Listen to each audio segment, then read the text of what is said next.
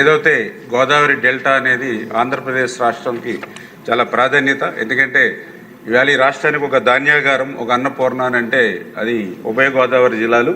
దగ్గర దగ్గర 10,13,161 ఎకరాలకు సాగునీరు అందించేటువంటిది గోదావరి డెల్టా. అయితే ఈ గోదావరి డెల్టాకు సంబంధించి నీటిపారుదల వ్యవస్థ సమర్థవంతంగా నిర్వహించాలంటే ఖచ్చితంగా ప్రతి ఏడాది కూడా రబీ తర్వాత మెయింటెనెన్స్ అనేది, అంటే కాలువలు మూసివేత తర్వాత పనులు చేయడం అనేది అత్యంత ముఖ్యమైనటువంటిది. నిర్వహణ అనేది మీకు కూడా తెలుసు అధ్యక్ష. దురదృష్టం ఏంటంటే గత 5 సంవత్సరాల పరిపాలనలో ఈ యొక్క మెయింటెనెన్స్ నిర్వహణ అనేది గాలి కొదిడేయడం వల్ల మరి యొక్క పరిపాలన అనేది విధ్వంసానికి గురవడం వల్ల వచ్చిన నష్టం ఏంటో ఇప్పుడే మీరు చెప్పారు. ఉదాహరణకి మీ నియోజకవర్గం ఏదైతే మనం అధికారంలోకి వచ్చిన తర్వాత చూస్తే మరి నీళ్ళు ఇచ్చినా కూడా ఆఖరి ఎకరానికి వెళ్ళేటువంటి పరిస్థితి లేనిటువంటి స్థితిలో మీరు కూడా మీ ఉండి నియోజకవర్గంలో మీరు కూడా దాతల సహకారంతో, రైతుల సహకారంతో ఆ రోడ్స్ ఏదైతే ఆ డ్రైన్స్ కాలువలు ఏవైతే ఉన్నాయో ఆ వీడ్ రిమూవల్ అన్నీ కూడా మరి మీ సొంత ఖర్చులతో చేసి నీరు ఆ రైతుల దగ్గరికి తీసుకెళ్లేటువంటి పరిస్థితి వచ్చింది అని అంటే గత 5 సంవత్సరాల్లో ఈ నిర్వహణ అనేది ఎంత విధ్వంసానికి గురైందో మీ నియోజకవర్గం కూడా ఒక ఉదాహరణ అధ్యక్ష. అంటే ఈ రకంగా అంటే ఏదైతే ఈ యొక్క మెయింటెనెన్స్కి సంబంధించి మనకు తెలుసు అధ్యక్ష, ఏదైతే ప్రవాహానికి అడ్డంగా ఉండేటువంటి ఈ వీడ్ ఏదైతే ఉందో దాన్ని రిమూవ్ చేయడం, అదేవిధంగా ఏదైతే పూడికి ఏదైతే మట్టి ఏదైతే ఉందో డీసిల్టింగ్ అది తీయడం, 3 ఏదైతే లాకులు, గేట్లు, రోప్స్ ఏవైతే ఉన్నాయో వీటిని మెయింటెనెన్స్, అదేవిధంగా రిపేర్స్. మరి ఏదైతే మనం ఇప్పుడే చెప్పాం లాస్ట్ 5 ఇయర్స్లో ఎక్కడ కూడా ఒక డ్రైన్లో కానీ, ఒక కాలువలో కానీ, ఒక రిజర్వాయర్లో కానీ, ఒక చెరువులో కానీ ఒక తట్ట మట్టి కూడా ఎక్కడ తీనిటువంటి పరిస్థితి దుస్థితి అధ్యక్ష. అదేవిధంగా ఏదైతే ఇప్పుడు మనం చెప్పాంలో ఏదైతే లాక్స్ కానీ, డోర్స్ కానీ, రోప్స్ కానీ మరామతుల మాట నుంచి కనీసం గ్రీజ్ పెట్టి మెయింటెనెన్స్ చేయలేనిటువంటి స్థితి కూడా గత 5 సంవత్సరాల్లో చూసాం. దాని ఫలితం కూడా ఒక గుండ్లగమ్మ గేట్ కొట్టుకుపోవడం కానీ, ఒక పులిచింతల గేట్ కొట్టుకుపోవడం కానీ, ఒక అన్నమయ్య ప్రాజెక్టు కొట్టుకుపోవడం అనేటువంటి పరిస్థితి గత 5 సంవత్సరాల్లో చూసాం. అట్లా పోయినా కూడా ఆనాటి ముఖ్యమంత్రి కనీసం వాటి వైపు కన్నెత్తి చూడనేటువంటి పరిస్థితి కూడా గత పాలనలో చూసాం.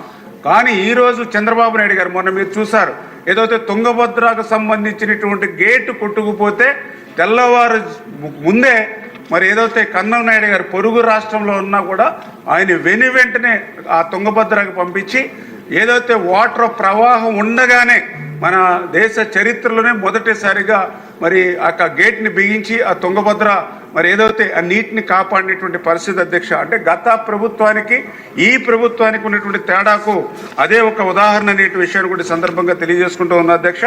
అందుకే ఏదైతే మరి చంద్రబాబు నాయుడు గారు అధికారంలోకి వచ్చిన వెంటనే ఆయన కూడా ఈ ఓఎండ్ఎం సంబంధించి మరి పనుల నిమిత్తం, ఎందుకంటే నేను కూడా ఆశ్చర్యపోయాము, ఎందుకంటే మనం కూడా గోదావరి జిల్లాలో నేను కూడా రైతు కుటుంబంలోంచి వచ్చిన వ్యక్తిని. మరి జూన్ నెలలో మన ప్రభుత్వం అధికారంలోకి వచ్చిన తర్వాత చూస్తే మరి ఎక్కడ కూడా ఏ కాలువలో కానీ, డ్రైన్లో కానీ కనీసం వీడి కూడా రిమూవ్ చేయనటువంటి పరిస్థితి. వాస్తవంగా ఈ పనులు ఎప్పుడు కూడా మరి మార్చి నెలలో ప్రతిపాదనలు తీసుకుని ఏప్రిల్ నెలలో టెండర్లు పిలిచి వర్క్ ఆర్డర్ ఇచ్చి మే నెలలో పనులు చేస్తారు. కానీ దురదృష్టం ఏంటంటే గత ప్రభుత్వం అట్లా మే నెలలో చేయవలసిన పనులు కూడా గాలి కొదిలేసి మర్చిపోయినటువంటి స్థితిలో జూన్ నెలలో వర్షాకాలం వచ్చిన తర్వాత మళ్ళీ ముఖ్యమంత్రి చంద్రబాబు నాయుడు గారిని మరి ఉన్నటువంటి పరిస్థితులు ఆయన దృష్టికి తీసుకెళ్ళి ఆ వీడ్ రిమూవల్ చేయకపోతే కనీసం నీరు వెళ్ళేటువంటి పరిస్థితి కాలువల్లో ఉండదు, అదేవిధంగా డ్రైన్స్ పొంగిపోయేటువంటి పరిస్థితి ఉంటుందని చెప్తే మరి చంద్రబాబు నాయుడు గారు మరి ఆ రోజు ఏదైతే ఈ 2024 జూన్ 21వ తేదీన మరి ఏదైతే ఇక వీడ్ రిమూవల్ నిమిత్తం స్టేట్లో 79.1 కోట్లు, అదేవిధంగా ఏదైతే గోదావరి డెల్టాకు సంబంధించి 38.47 కోట్లు 420 పనులకి ఇవ్వడం జరిగింది అధ్యక్ష.